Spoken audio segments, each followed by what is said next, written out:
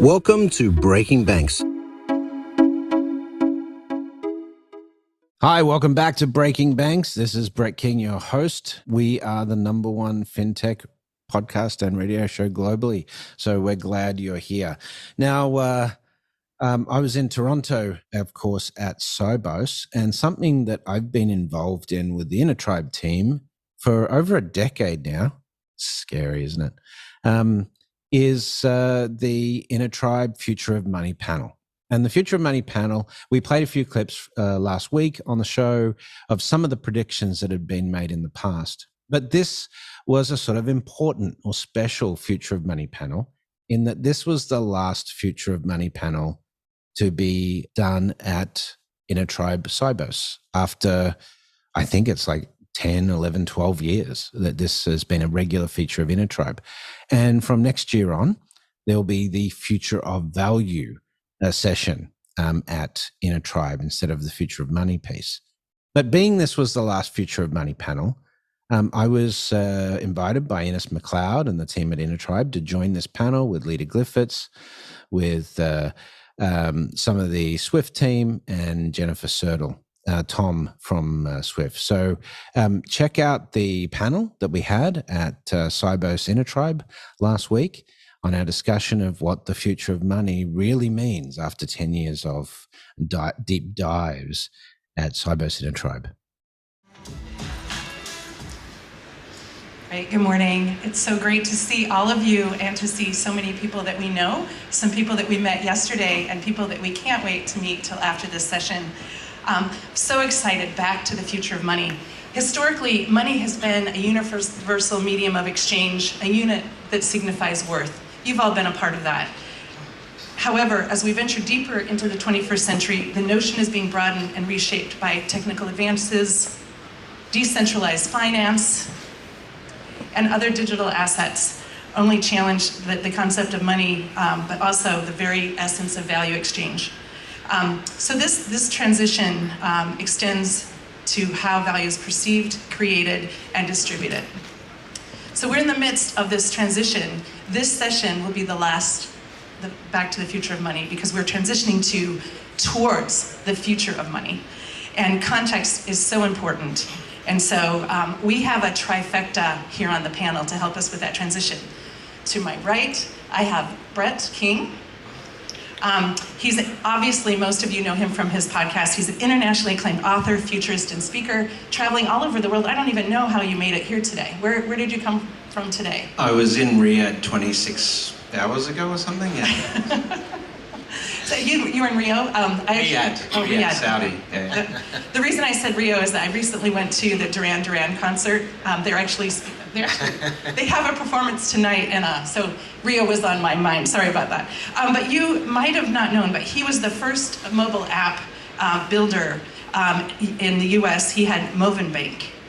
He is the author of so many books. I don't even know how you do that, all of that. And his podcasts are Breaking Banks and also The Futurists. And one of the things that we love best about him and what he represents today is the imagination, because he continues to be a vanguard of emergent technology. And his belief is the future is what we make it, optimal humanity. Love that. Okay, so a triangle is the I think most strong physical structure. So we have imagination. I'm now going to introduce you to community, and that would be Leda. And all of you probably know Leda Glyptis. She's a seasoned leader, and what's so exciting about her is that the three different elements that she brings. She actually was the innovation officer from Qatar National Bank, but she also actually built a fintech. She started a fintech, Great East London Software, so the ability to be a technologist. And then also, she's currently advising people on the future of bankers like us, and really how to create coherence and make this transition. Because a lot of people focus on the structure of the transition, and she's helping bring us along and our communities along. And then the third, and I have to say, I've known Brett and Leda for quite a while, but Tom is brand new to me, and Tom Zschach, he's actually the Chief Innovation Officer for SWIFT, and I just love he has a name, Zschach. He was destined to be a futurist in that environment. But so what's so exciting is that if we have imagination and we have community, we do need structure and infrastructure. And so what he brings today is the fact that he's been a pioneer spearheading business development and global payment ecosystem strategy for the past 30 years. And so he plays a critical role here with SWIFT to guiding senior executives to navigate, adapt the landscape structurally. And he has so much to say about fragmentation and also collaboration. So we can't wait to hear from him. So again, so on our panel, we have the imagination, we have community, and we have structure. And so first of all, we're gonna kind of go to where have we been for the past 10 years. So Ines and this amazing team of InnoTribe, and hopefully you get a chance to thank them and meet all of them, took some time to look at the last 10 years. What are some statements that really gear us up for this conversation today? So Ines, with that, can you release the video that you made to help give us where we have been? Thank you. Banking is no longer a place you go to. Banking is about something you do.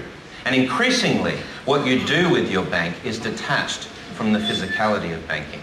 And the future of banking really is about that, the connection with the customers every day and making it easier for them to bank every day. And we've been built as an industry on making it more complex so we can hide our fees and hide risk and manage all of those things. But the new social, transparent world means that those traditional values are being destroyed. We have to work differently. Is there an alternative model, which is more about partnerships, where you embrace some of the new concepts and create a best-of-breed solution? So the bank basically owns the customer relationship, owns the revenue model, and the overall customer experience, but assemble solutions from best-of-breed providers behind the scenes, so they're not doing everything themselves. Every CEO of a bank should wake up every morning and ask himself one question: what happens when Apple or Amazon become a bank? Right? And I think that's what should be scaring people. I think the question is, when will blockchain replace major processes inside banks? Let's be clear on that. And I still think that will be quite a while before that, even though it's got great promise. Because ultimately the way your customer makes decisions has changed, and they don't want to come to you for a certain set of insights and then go next door for a certain set of insights. And that is less a technology problem and a data problem and more a comfort challenge, which the industry is being forced to deal with very rapidly. Will I take a punt and say which of the companies out here will be multi-billionaires by then? No. But I do think that the conversation will increasingly become about access, and one of the values we as an industry are measured against will not just be speed, efficiency, regulatory compliance and security, but it will also be democratization. As things go digital, like payments and currencies, we can kind of anticipate what might happen, but we don't actually know, right? And that's going to be evolved, and who actually steps up and takes control of those things, whether it's a large corporate or other networks are created, remains to be seen. It's likely that we're going to see more inflation and much more currency volatility because of the geopolitical landscape as well. This next year that you're talking about is going to be very different than had you asked that question last year to this year, and I think it's because of this unprecedented cost of living crisis and record high inflation and the geopolitical instability. So I think just by virtue of these massive macro effects, I feel like inertia is not an option. Some memories, huh? It is great. I think there's so much content. I just want to give you a moment to process all of those different clips. Pretty intense. It's great. So I do believe that language matters. And about, was it 2010, I met Brett, and the concept of breaking banks was pretty radical. The idea that banking is a verb, or to go to a bank is actually a verb versus a noun, actually in my world was fairly provocative at that time. So my question to you to start us off, Brett, are banks broken? And what are some key indicators that would indicate the breakdown? Yes, I think, if you're going to say banks aren't broken, particularly in terms of the way we have to think about banking moving forward and today, all of the fastest growing financial services institutions in the world, particularly in retail, are digital organizations. WeBank, Nubank, Alipay, WeChat Pay, and so forth. And so if you look at just the mechanics of how we're doing banking, market share is shifting towards these new entrants who do it dramatically better from a customer experience perspective.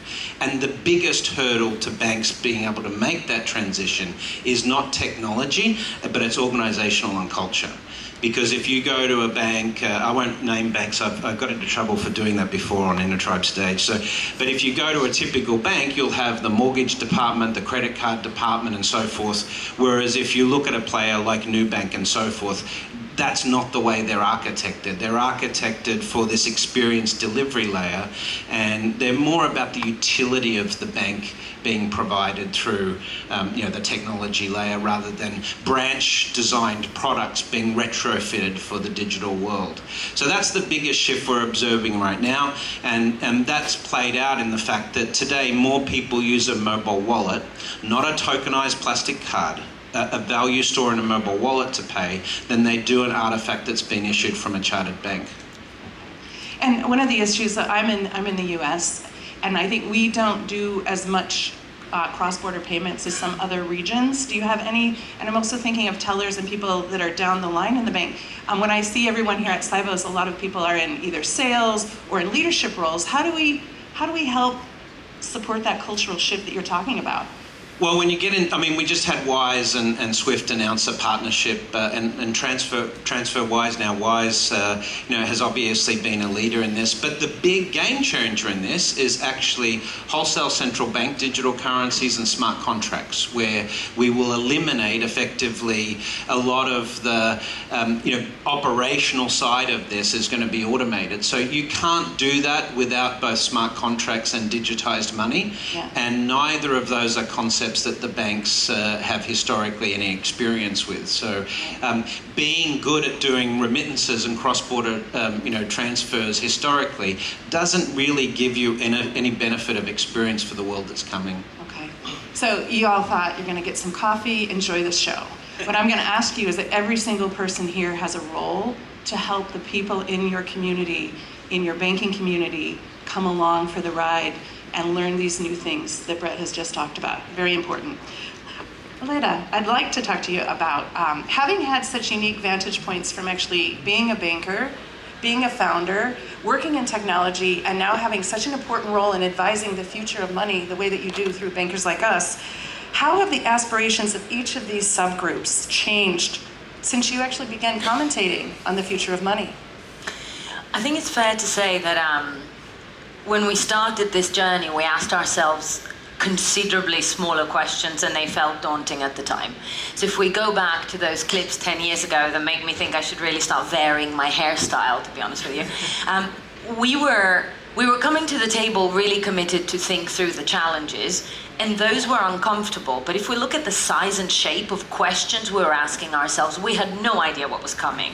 We felt that the biggest frontier we had to cross at the time was new technologies, new ways of working, was actually understanding what an API is and where to put it, understanding how to collaborate with a smaller entity like a fintech. And with every passing year, we have found ourselves coming back to the table and realizing that we're just scratching the surface, and that the questions we need to ask ourselves are so much bigger, as Brett said. And we got that, right? We've realized that. The second realization that I think has been hard is the realization that decision makers that come together here at SIBOS, senior decision makers in big global institutions, are not in control of the pace of change. And if you can go back and listen to the full clips, there was a very clear point of transition where the bankers in the room were a little daunted by what was coming, but we still felt that we were in control of what, when, and how. And that was an illusion that was shattered, but not immediately and not painlessly. But the minute you realize that actually the technological change is happening more to you than anything else, and that the society and economy around you is changing much more rapidly than you, and you, as a banking service industry, are only here to serve an economy. You want to think about inclusion, you want to think about people, you want to think about commerce. Whichever way you look at it, our job is to service an economy. And in the time we've been giving ourselves the dilemmas you heard about our role and the future and how scary it is, this world around us changed much faster than us. And we're now finding ourselves falling short of our duties to serve that community. Now, the good news is we're not deluding ourselves anymore. We are asking the right questions. The bad news, as Brett said, is that we have a lot of work to do. And a lot of this work has been known for a while. We've just danced around it a bit because it's hard. It was hard. I don't know if any of you were in the conversation yesterday about AI and humanity. And it just makes me think of Dr. Cindy Gordon was talking about how AI really kind of helps us adapt. That what you brought to the table is that as introspective and as eager and as well-read as all of us are, we just can't adapt that quickly. Do you have any, how do you stay current yourself? When I read it's always like, if I want to know what's going on in the world, I click on you and I see what's going on because you're such an incredible scout. How do you do this?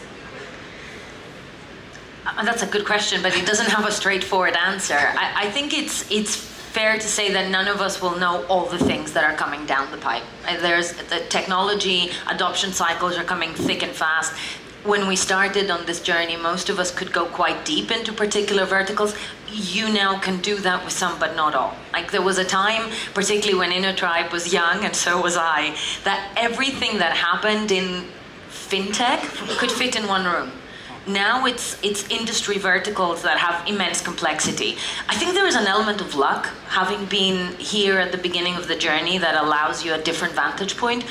The other is accepting, to sort of paraphrase Brett from a previous conversation, accepting that there is no alternative. So you will allow yourself not to learn certain things and partner with people that will bring that depth, but you will not go very far if you think, well, I'm done learning now, I'll double down on the things I know. So curiosity is important, I think, and I think that comes to the heart of it, is that you accept that things are changing, and so you go out looking for where those trends will be. I almost feel like we just had an intervention. It's going faster than you can adapt. Just know that. Be curious. And then also embrace radical uncertainty. And again, I think yesterday there was the talk by Sir John Kay, who I've never met a night before. Didn't get to meet Simon Laban either. But anyway, I don't know. Comedy is not my thing. I'm trying. Where we're going to go now with Tom is really radical uncertainty. How do you actually create systems that allow you to anticipate? And if you think of this conference really being called Collaborative Finance and in Fragmentation, Tom has been really great about creating common language systematically. So tell us about what's happening now to facilitate common language. Yeah, I think the common language and the collaboration are key to all of this. And you're right, the theme for SIBOS this year, it's not just a tagline for marketing to get people to attend the show, it's actually happening.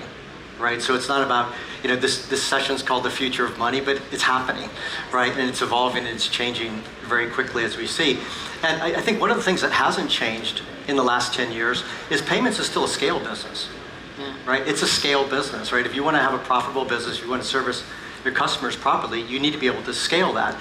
And what that's actually turned into in terms of innovation is we need to deliver ubiquity and convenience, right? The ability to adopt.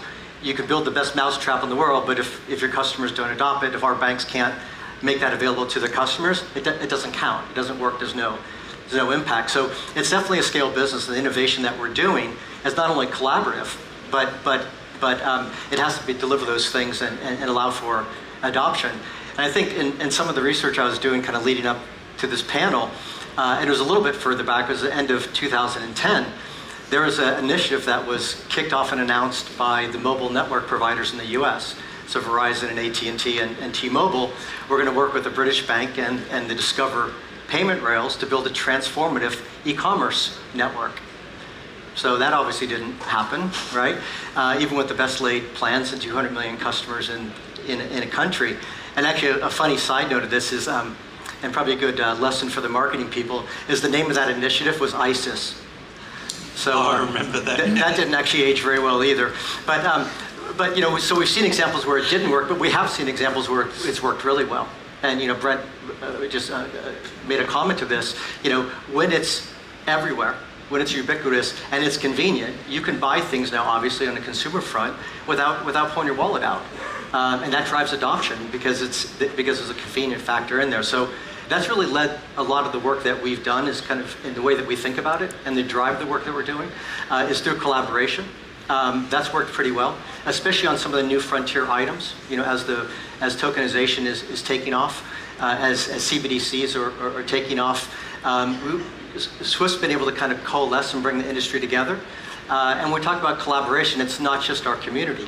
It's big techs, it's fintechs, it's R&D, it's academia. Everybody has a role in this. And the more kind of diverse backgrounds and views we get on this on a global basis is super helpful. So we don't think we can do this alone. We know we can't do this alone. And that's why the collaborative efforts have been such a high priority for us and something that we'll continue to do. Can you also speak to the speed of change with systems? And you're right at the epicenter of leadership and system integration. How do you help people deal with the pace of change structurally and also through leadership? Yeah, it's another, kind of looking for some evidence. I remember the old days when it was like move fast and break things. I remember that? Remember move fast and break things? We don't think we should move fast or break things, and we actually think we should do things responsibly, which is how we approach it. And sometimes that takes longer. But I think, when we're able to demonstrate that something's possible, not the answer, but we get together with the community and a group of banks, for example, we were able to demonstrate that things are possible, that this could be, that we could create value, that we could do things, not just using new technology, but actually do things differently. That really motivates a lot of people. And we find the kind of the best and the brightest step up to that externally. That motivates the people at SWIFT. We're always looking for better ways to kind of operate the network, but add value for our customers. We have a great feedback loop. And so I think those kind of things add to the positive momentum that we get, and we're seeing pretty good results up to now. That's great, Tom. Thank you for that. I'm thinking if the future of money is a caterpillar and the future of value is going to be a butterfly, because what Tom just talked about was possibility. And as we were getting prepared for this panel in the back, Leda, who's been Leda, I have a best friend named Leda, and sometimes, so Leda was talking in the back about just a little bit of nostalgia around having been part of the future of money. Letting it go to transform is a challenge. Do you want to say anything about that? I like the commitment that a recurring conversation represents. So the fact that this panel has come back again and again with a combination of folks. Some of us have been on it a few times, as you saw, but it has been a wide cast of characters. But what I have loved about the future of money as a concept is the realization that we're not quite done with it. No matter how the great and the good get together and ask some challenging questions, we were very conscious of the fact that there was a lot to unpack. And we're also conscious of the fact that the change year on year is big. And actually, if we look back at how much we've seen as a community here, it was actually almost moving to see the WISE announcement, because of course TransferWise started live as part of the InnoTribe Challenge, Absolutely. right? And remember how we were all like, your business model is so confusing, is this ever going to work? So the realization that we come together to hold each other accountable in a continuing conversation and say, you know what, we were wrong about that, or that came faster than we thought, what have we missed? That was the thing that I have loved the most, that as a community, there is an element of accountability. Did the thing we say would happen? Have we missed something? So it's always a little bit serendipitous to say, well, actually, we're done. This goose is cooked. We are not asking the right questions anymore, because we now know the world that we need to unpack is much more complicated. And that in itself is actually the right step. So, the king is dead, long live the king kind of thing. I think it's important to recognise, though, and shout out to Ines and the team, we've got standing room only here again today, which is almost every time we're at InnoTribe, it's like that. So I think generally within the SWIFT community, there's a recognition that this is where these cutting edge ideas and so forth have come from over the last 10 years, as you said, with Wise and the neobanks and the mobile wallet schemes and so forth. You know, the reason, you know, we have such good network with all these people is namely InnoTribe, because that's where these startups and so forth started their public presence at InnoTribe. Jennifer, can I say as well, with the evolution of the fintechs has really taken an industry change, especially if you kind of think about the 10-year time frame, right? Where initially was disintermediation, competition, you won't need a bank any longer, you know, kind of really aggressive in some cases, right? That actually evolved pretty quickly into collaboration, right? And how could we help the banks, you know, do the business better? How can we do the business with them, not instead of them? And even now, with the Weiss now, to customer. So you've literally gone from competition to collaboration to customer in less than 10 years. That's right. Right? That's right.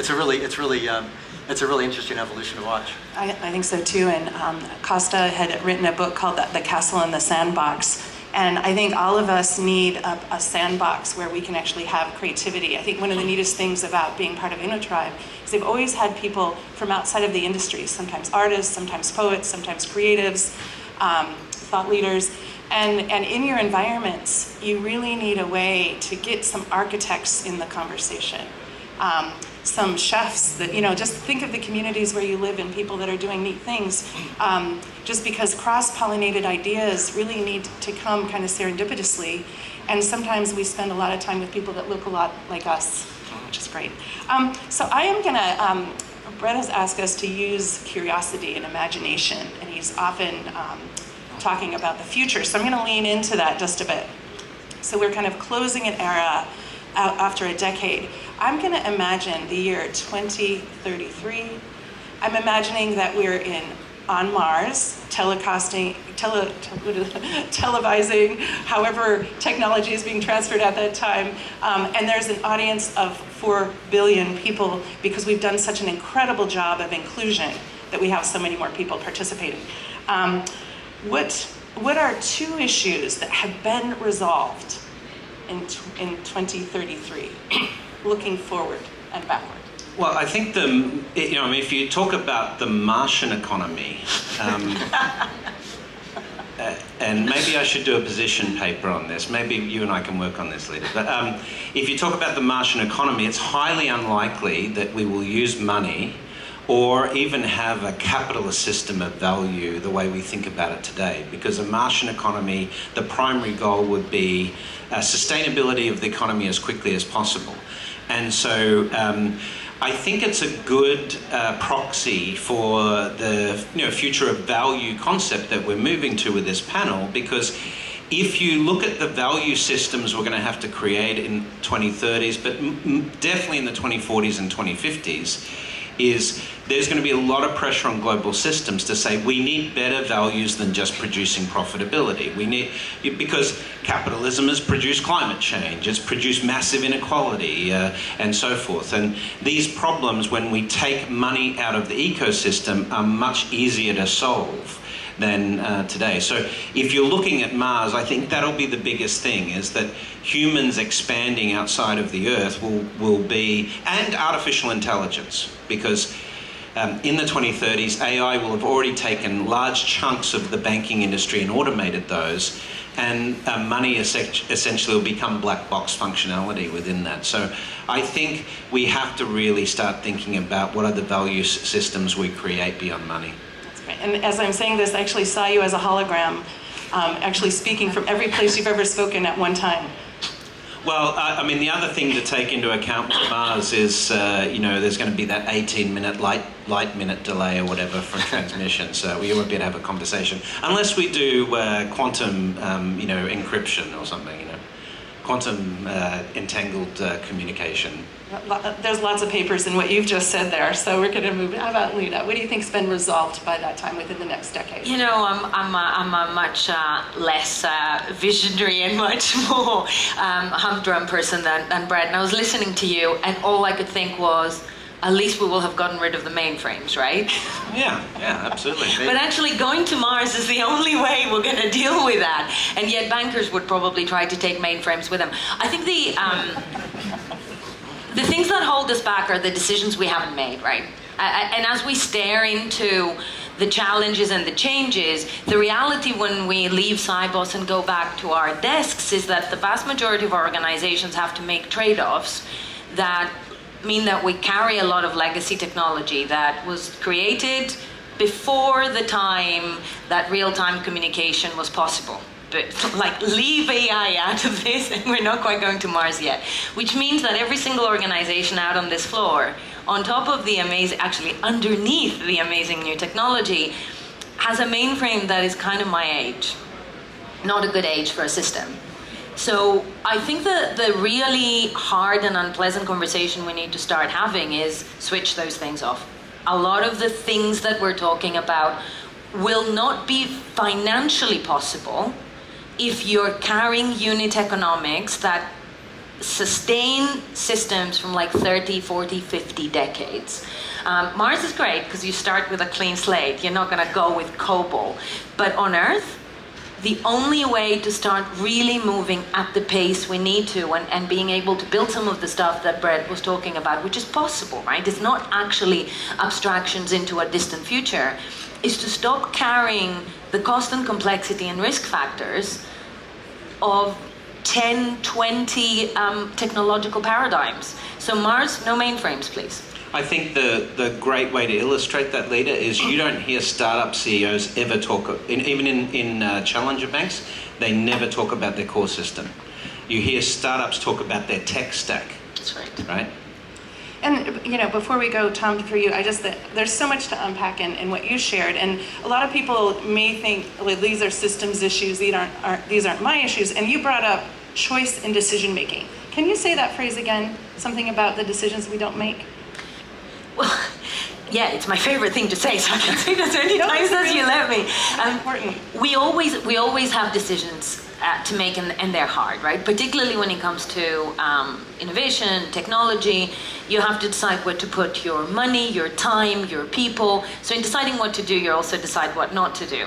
And I always call it the CTOs, where am I going to put this decision when you're trying to work with a new system or a new idea? Because when you go back to your organization, you have to find a cost center for it, you have to find a team for it, you have to find a tech stack.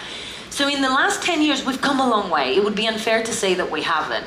But we've also had to make decisions and trade-offs. And in a lot of those trade-offs, we have left certain things to be solved for later or by other people. Mm-hmm. Which means that we carry technological complexity, which creates risk, which creates operational complexity and cost. The reality is the more baggage you carry, the less nimble you are, and the world's moving fast. So. Yeah, no, I think that just doing an inventory of the choices that we're making and the choices we're not making, and find a way to keep that visible, I think is really, everybody here can do that and do that better, and have a little bit more introspection with that. Tom, tell us about the future that you imagine and what's been resolved. Yeah, I think we usually take a little bit more pragmatic approach to innovation, and we try not to run innovation theater, so we haven't kind of overthought the Martian economy. And maybe a note for next year, we can see if we can book Elon Musk or somebody like that can really help it, bring it to life.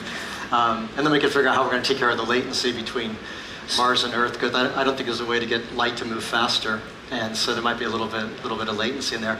But I think what we're probably going to be able to solve, and we'll understand it a lot better, is really kind of the impact of AI machine learning. And I think it's very, very similar in a lot of ways to other new kind of breakthrough technologies. And with that, you can do really good things with it, or you can do really bad things with it. And people will do both, right? And I think we'll have a much better understanding of what those bad things are, or what could be enabled through that. We'll have kind of proper ways to assess that risk and to put mitigations and kind of the safety and structure that we need in place to address those. But I think both on the value side and on the risk side, I think that's going to become, I think it's going to become a lot more clear. And we look at things like generative AI, for example, and you start digging into like, why is this different? Because we've been automating things for 100 years, right? Automation is nothing new with the use of technology and hardware and software. But I think there's two main differences here. One is just kind of the adoption rate and the scale. Again, to go back to scale, it just scales unbelievably.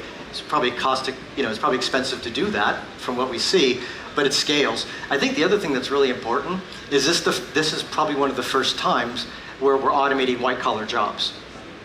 Right? We're not fixing something on the factory floor, and you could go through how this could be used to augment the roles in white-collar jobs as opposed to things that were more laborious or tedious in the past. So I think we're going to get to the bottom of that. I think we'll know a lot more about what can and can't be. It doesn't mean it's going to hit a plateau, but I think we're going to all get a lot more comfortable with it and really be able to kind of exploit the value that we can create with things like fraud detection and things that will really benefit the industry. That's great. So David Bowie once said that tomorrow belongs to those who hear it coming. The last question I'm just going to leave you with here is, how will you find a way to attune yourself to hear and prepare for the transition from the value of money to the future of values? Thank you. I think there's one other really interesting piece of this, which is if, Thomas, you talked about AI. I think it's completely underestimated. And the best illustration I've heard of what sort of disruption AI will be, and this counts for banking or the world in general, is it's akin to the printing press in terms of the level of disruption. And if you look at Europe going through the Dark Ages, the Middle Ages, the printing press produced the Renaissance, really. It was the driver behind that. So new arts and sciences and the pursuit of humanity to think that we could do bigger and better things. And AI's biggest role in reshaping philosophy of humanity will be destroying a lot of the legacy thinking and philosophy that we've had. Because even just at the core of human society today, that we have the need to work to survive, AI, because it attacks every job simultaneously across every industry, is going to have to make us re-examine that. So that's a really core part of the way we think about value. Because if you don't have to work to get money to put a roof over your head, for example, which hopefully humanity will evolve into this over the next 40 to 50 years, maybe much sooner, then that's a game changer. Because now it's not like, when I come to an event like this and I meet people, at the event, that one of the first questions you ask is, and what do you do? And that's defined today by money. It's like, this is what I do to get money to survive. Whereas in 20 or 30 years, maybe when I ask you that question, it'll be something completely unrelated to money. It'll be something you're passionate about, something that you think you can change the world with, or a social contribution you can make to the world. And I think that's the really exciting part of this transition from money to different value systems that's enabled by AI and these technological advances we're making. So I'd have Tom and Leda say a last word as well. Yeah, I couldn't agree more. From what we see and the potential with the AI machine learning, we're tip of the iceberg, without question. And it's not as if, what will happen, it's already happening. You could say this year is the end of kind of audio and video and photographic evidence. Yeah. Whatever you see, you can't be sure that that's your voice could be copied with tone and pace with 3 seconds of audio. So it's like, again, we're talking about the future here. The future's here, it's happening. And I think we are on the kind of the tip of the iceberg. I think in terms of the transition from money to value, I think that's an easy one. Primarily because of tokenization. And it's going to be tokenizing value. and that'll be values that we think of, whether that's a bank deposit or a security or a carbon credit, something along those lines. So that's going to happen. We've seen estimates where there could be $16 trillion of tokenized assets by 2030. So who knows if that's a good estimate or not, but it's a big number, right? Too big to ignore. So yeah, we're here. I think tokenization drives that, and I think that's going to be kind of the natural transition to value. The one other thing I would add about that too is I think what we value, and Brett, to kind of build on your point, is going to change as well. And so things that we might not assign value to, your identity, data privacy, those kind of things. I don't think anybody would sign up on a social media platform and give all of your details away today to share photos with friends. Maybe some would, I wouldn't, right? But that's not where we started. I think all of that changes. So what we value is going to change, and it's going to be broader than just money. And I guess we'll wait for the session next year, and we'll see how value of these other things compared to the value of money. But that's a future session. I think I'm like in violent agreement with what has been said. I think we're going to be forced to think about certain things differently.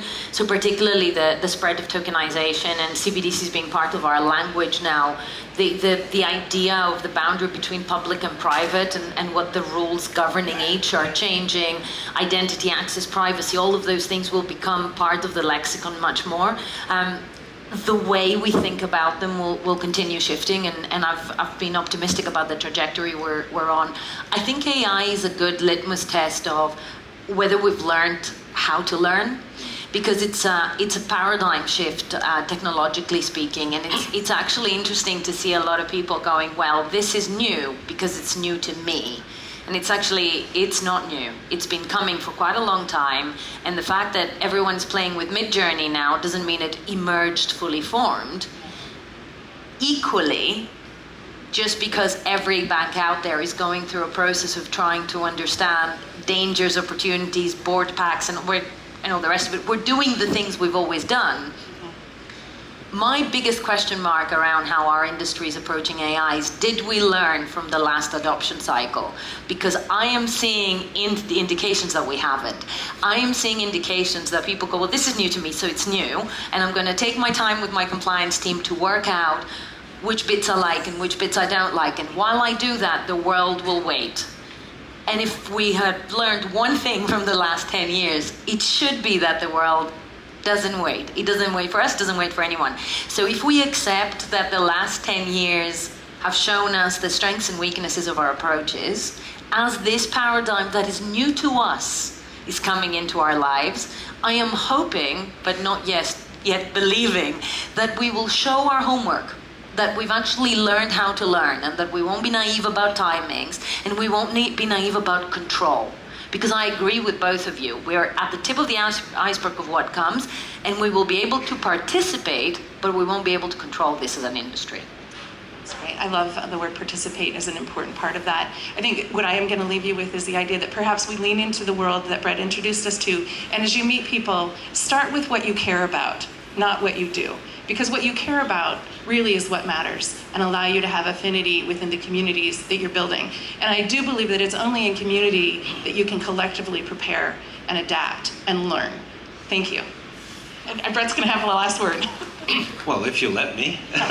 We do have a couple of minutes left. Right. So I will say, do you guys remember the digital asset grid, which was introduced at Intertribe? You're talking about tokenization. Yeah. It's like, that was an artifact that was so much earlier than its time. Now we're talking about digital assets all the time with the metaverse and so forth. But I will leave you with this one thought, right?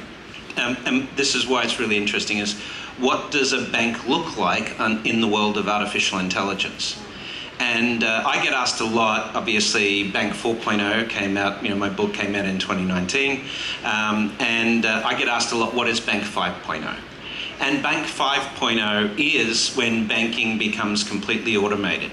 And if you're honest and you think about how banking and money and payments works today, there is almost no function of a traditional bank that won't be automated by artificial intelligence. And so there are two types of people in the banking world. Those that work with artificial intelligence and those who are soon to lose their job to artificial intelligence.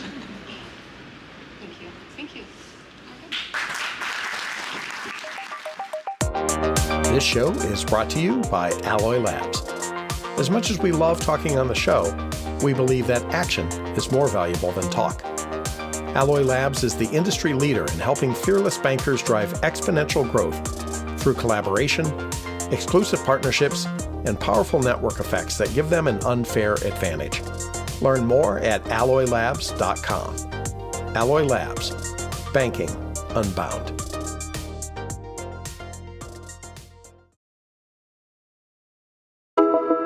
That's it for this week. If you like the show, make sure to give us a 5-star rating on your favorite podcast platform, or share it with a friend, or share it on social media.